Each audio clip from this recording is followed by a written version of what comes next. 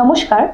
বরাক বিনোদনের মুখোমুখি আড্ডায় বরাকবেলী প্রথম অর্কেস্ট্রা সুইট সাউন্ড অর্কেস্ট্রার কর্ণধার অসীম রঞ্জন মোদকের সাথে দ্বিতীয় পর্বে আপনাদের সবাইকে স্বাগতম। তো চলে যাচ্ছি আমাদের পরবর্তী প্রশ্নে। যেহেতু সেই সময় অর্কেস্ট্রা ছিল একটা অনেক বড় ব্যাপার, হয়তো আপনার অনেক চ্যালেঞ্জেস ফেস করতে হয়েছে, অনেক কিছু সহ্য করতে হয়েছে। তো সেই যাত্রার কথাটা যদি একটু বলেন আমাদেরকে, কি কি মানে প্রথম শুরু থেকে শেষ অবধি। শুরুর থেকে ব্যাপার হচ্ছে, চার পাঁচটা ছেলে তখন বদরপুরে, আমি যখন বিভিন্ন জায়গায় গান বাজনা করি, হ্যাঁ, ওই বান্টু, মুকুল, বাচ্চু, হ্যাঁ, দীপক, তারপর আরো ছিল, নাম সবার ভুলে গেছি। ওরা আমার পিছনে পিছনে যেত। হ্যাঁ, আমি ডিস্ট্রিক্ট লাইব্রেরিতে বাজাচ্ছি, হঠাৎ থেকে সব বসে আছে, হ্যাঁ, ওইখানে যেত, ওইখানে যেত। তো বললো, দাদা আমি মাউতরগঞ্জ, এর মধ্যে দুটা তিনটা ছেলেকে আমি শিখাতাম। হুম, হুম, একটাকে বঙ্গ শিখাতাম, একটাকে তবলা শিখাতাম। এবার দেখলাম না, এদের কাজ হয় না। হুম, এর মধ্যেই বাচ্চু বলে ছেলেটাকে আমি শিলচার, হুম, এই শিক্ষকের নামটা ভুলে গেছি, ওর কাছে গিটার শিখতে দিলাম। হুম, দেখলাম যে ও তো বেসুরে হয় না। হুম, আর মুকুলকে আমি শেখার পরে আর বান্টু, যে এখন সিনথেসাইজার এবং পিয়ানো অ্যাকর্ডিয়ন বাজায়, হুম, সে মাউতর গান বাজাতো। মাউতর গান আমার বললো, দাদা আমি একটা গান করছি, তুমি দেখো। কি গান রে? হুম, কেসে না কেসে সে কবি না কবি কই না কই, এই গানটা আমার মনে আছে। তো বলে, আমি কি করবো? দাদা, ও সিনেমাওয়ালা কাজ করতো। হুম, তো সিনেমাওয়ালার ম্যানেজারকে আমাকে আবার ফোন করে বলতে হতো, হুম, ওই শঙ্কর বাবু, ওরে ছেড়ে দেন, হুম, তোর বেতন কেটে নেবে। যাই হোক, ও হ্যাঁ, বললে বললে এবারে ওরে ছুটি দিত। ওই টুকটাক টুকটাক করতে করতে আমার মাথায় আসলাম, গুরুকে ফোন করলাম কলকাতায়, হুম, বলে আমাকে মাস্টার দিন। তখন বিভিন্ন মাস্টার দিল, হুম, এবং সেটা হলো অমিয় মণ্ডল, সমীর খাসনাবিস, এবং চাচাজি, মানে গ্র্যান্ড হোটেলে বাজাতো আমেরিকান একজন ড্রামের বিশিষ্ট শিক্ষক। আচ্ছা, এবং পিয়ানো অ্যাকর্ডিয়নে দিলাম অমিয় মণ্ডল, হুম, হুম, ওই ওকেই দিলাম আবার হারমোনিয়ামে সোহনলাল শর্মা, হুম, হুম, এবং ঢুলকে দিলাম দীপককে, শ্যামবাজারে কেউ, এবং ড্রুপল এবং তুম্বা। হুম, হুম, হুম, তখন তুম্বা খুব ভালো বাজায়, হ্যাঁ, হ্যাঁ, ধুম কেনাক ধুম ধুম কেনাক ধুম ধুম, এগুলো সব ওইটার রিদিম প্লাস কিভাবে বাজায় ওইটা দিলাম। হুম, হুম। তারপরে সব নিজের টাকায়। হ্যাঁ, নিজের টাকা, সব নিজের। আচ্ছা, আমি গেলাম কলকাতায়, অ্যাকর্ডিয়ান পাওয়া যায় না, হ্যাঁ, ভাড়া করে করে বাজাতে হয়। হ্যাঁ, হ্যাঁ, আমি তখন গেলাম খিদিরপুরে। আচ্ছা, খিদিরপুরে একটা অ্যাকর্ডিয়ান পেলাম, হুম, তখনকার সময় 5,000 টাকা দাম। হুম, এটা খুলে যায়, হুম, টান মারলে খুলে যায়। তো আচ্ছা, এইটাই নিলাম। হ্যাঁ, হ্যাঁ, তারপরে দালাল ধরলাম, তারপর অনেক অ্যাকর্ডিয়ান পেলাম। হ্যাঁ, হ্যাঁ, পৃথিবীর মধ্যে পিয়ানো অ্যাকর্ডিয়ান দুই জায়গার খুব ভালো। হ্যাঁ, একটা হচ্ছে ইটালি, হ্যাঁ, পালো সুপ্রানি, আচ্ছা, আর একটা হচ্ছে জার্মান, হ্যাঁ, হবনার, যেটা আচ্ছা, এখন বান্টুর কাছে আছে। হ্যাঁ, এবং আগে পালো সুপ্রানিটা আমি আগেই কিনে দিয়েছিলাম, ইটালিয়ান। হুম, হুম, এই দুই জায়গারই পিয়ানো অ্যাকর্ডিয়ান ভালো হয়। হুম, এবং জাপান মেড হুম, এই সিনথেসাইজার গুলা, জাপানের অরিজিনাল ট্র্যাক যেগুলো আগে ছিল, মানে হুম, আহ, তারা যেগুলা সিম্বল করতো, এগুলো হুম, খুব ভালো। এখন তো চায়না এসব হ্যাঁ, করেছে, যে কারণে যাই হোক, ওইখান থেকে শিক্ষা নেওয়ার পরে হুম, বরাকবেলিতে আনার পরে বিভিন্ন প্রবলেম দেখা দিয়েছে। প্রথম যখন আমরা ফাংশন করি, এই লোকাল যারা ছিল এরা আমাদের অনেক ঢিলাঢিলি করতো, ওই পাথর মারতো। হ্যাঁ, কেন?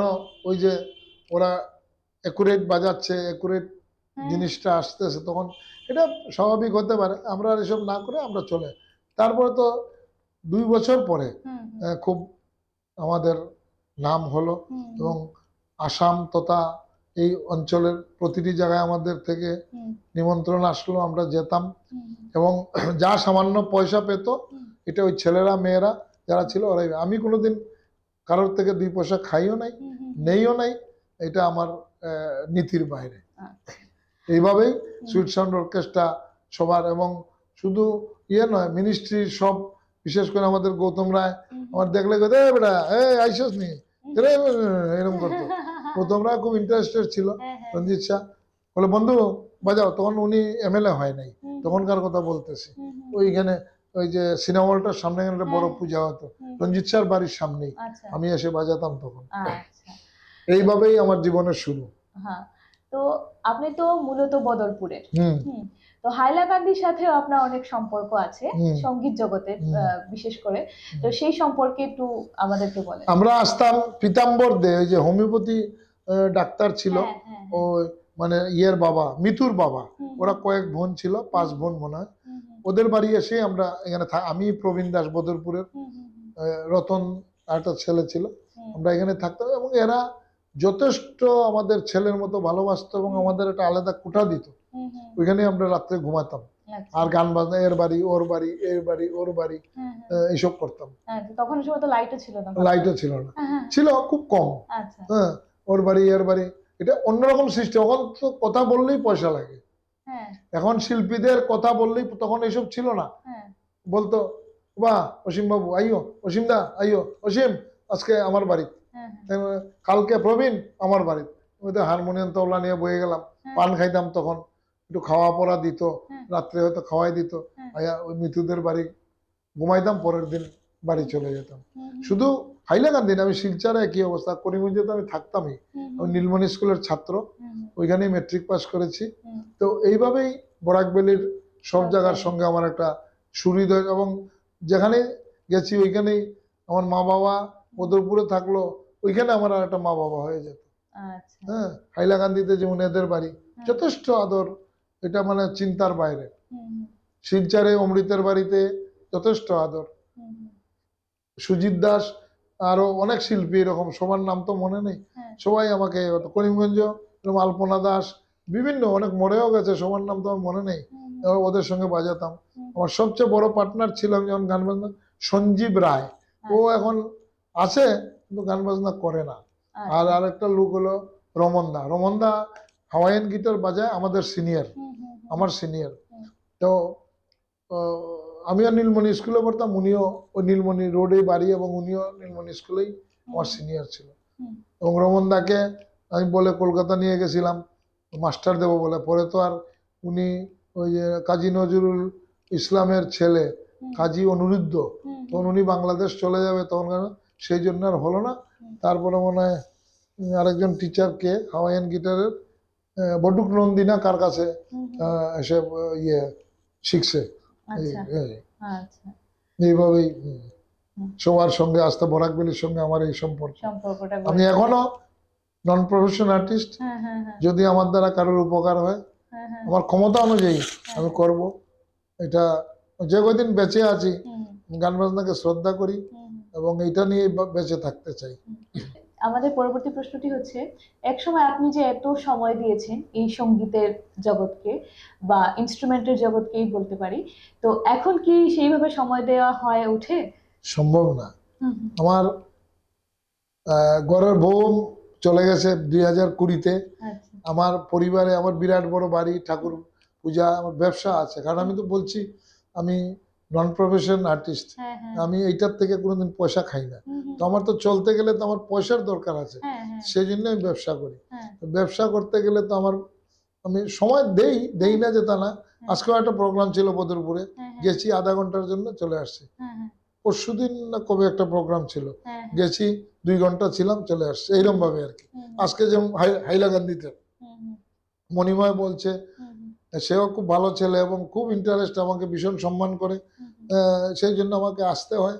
আমার আবার 9টা 9:15 মধ্যে আমার যেতে হয়, আমার মেডিসিন খাওয়ার ব্যাপার আছে। আচ্ছা, আচ্ছা, হ্যাঁ, আচ্ছা, হ্যাঁ, তো আমি এইভাবেই, আমার উদ্দেশ্যটা হলো বর্তমান ছেলেমেয়েরা একটু শিখুক। হুম, হুম, হুম, এখন মোবাইলে সব ওরা সব মুখস্থ করে নেয় না, না, হ্যাঁ, করুক, মোবাইলে করুক, ট্র্যাক দিয়ে বাজনা করে, হুম, হুম, হুম, মানলাম ট্র্যাকের দরকার আছে, ট্র্যাক দিয়ে অরিজিনাল হুম, মানে ঠিক জিনিসটাকে ফুটিয়ে পাবলিকের কাছে হয় না। হয়, লাইভ প্রোগ্রাম করতে গেলে এটা আলাদা সিস্টেম, হুম, হুম, আলাদাভাবে হুম, এটা রিহার্সাল দিতে লাগে, হুম, হুম, নাহলে হবে না।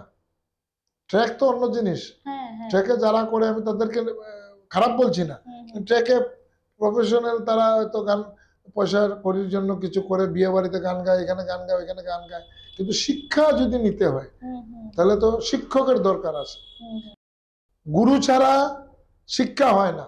হ্যাঁ, আমাদের জন্ম কি মা বাবা দিয়ে হুম, হুম, আমাদের জন্ম, তারপরে হচ্ছে শিক্ষাগুরু। হুম, হুম, হুম, শিক্ষাগুরু, আমি যখন স্কুলে যাব, হুম, এ হচ্ছে আমার গুরু। এখন তো এসব মানামানি নেই, না, এবং গান বাজনা শিখতে হলে তার জন্য গুরু। আমার 2 গুরু ছিল, হুম, হুম, 2 গুরু মারা গেছে, একজন দিলীপ দারা শর্মা, হুম, আরেকজন কানাই দত্ত। হুম, এবং ওই আমার গুরুভাই আছে শিলচরে, নিলয় দত্ত, হুম, ও খুব ভালো বাজায়। হুম, হ্যাঁ, হুম, এবং কলকাতাতে যারা আছে এখন সারেগামা পাতে বাজনা করে, হুম, হুম, ওই রতিজিৎ, কালিকা, এরা সবাই আমার, মানে আমি জানি না, কালিকা তো একদিন ফোন করে বলল, দাদা তোমার তান এটা দেখেই আমি আজ অত বড় শিল্পী হয়েছি। কারণ কালিকার বাবা রামদা আর আমি এই 70 দশকে প্রথম যখন তারা ক্লাসিক্যাল মানে ভারতীয় শাস্ত্রীয় সঙ্গীতের অনুষ্ঠান ডিস্ট্রিক্ট লাইব্রেরিতে করে, তখনকার সময় বদরপুর থেকে আসতো, আমি একটা মামুলি চান্দা দিতাম, এরা এসে আমার বাড়িতে চাটা, রামদা মানে কালিকার বাবা। আর রতিজিতের বাবা মধুদা, মধু ভট্টাচার্যের সঙ্গে অনেক বাজিয়েছি, উনি খুল বাজাইতো, গানও করতো, সমাসঙ্গীত খুব ভালো। মধুদা নিয়ে আসছিল রতিজিৎকে 2010-এ আমার বাড়িতে। আমি বলছি হি উইল বি আর্টিস্ট হবে। রতিজিৎ বিয়ে শাদী করে বউ নিয়ে আমার কাছে আসছে। গত বছর আমি কলকাতায় ছিলাম, তখন আমাকে টিকিট দিয়েছিল সারেগামা পার। হঠাৎ আমার শরীর খারাপ হয়ে যাওয়ায় সঙ্গে সঙ্গে আমি বলছি, না টিকিটটা ক্যান্সেল করো, আমি স্টুডিওতে আসতে পারি। এইভাবেই আমার সঙ্গে মোটামুটি আমাদের বরাকবেলির ছেলে মেয়েদের, কলকাতায় আমার অনেক গান বাজনার বুক আছে, অনেক অনেক পুরনো হয়ে গেছে।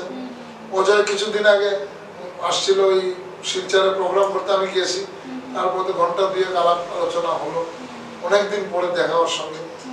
ওর গুণের সঙ্গে আমার গুণ মিলবে না, কারণ উনি পণ্ডিত আর আমি একটা সাধারণ লোক। পণ্ডিত অজয় চক্রবর্তী প্রফেশনাল মানুষ, এবং সে গানের জগতে অনেক সময় দেয়, আমার তো সেটা সম্ভব না। দর্শক বন্ধুরা, যেহেতু আমাদের আরো কিছু প্রশ্ন রয়ে গেছে, আমরা চলে যাব আমাদের তৃতীয় পর্বে। আজকের জন্য বিদায় নিচ্ছি, নমস্কার।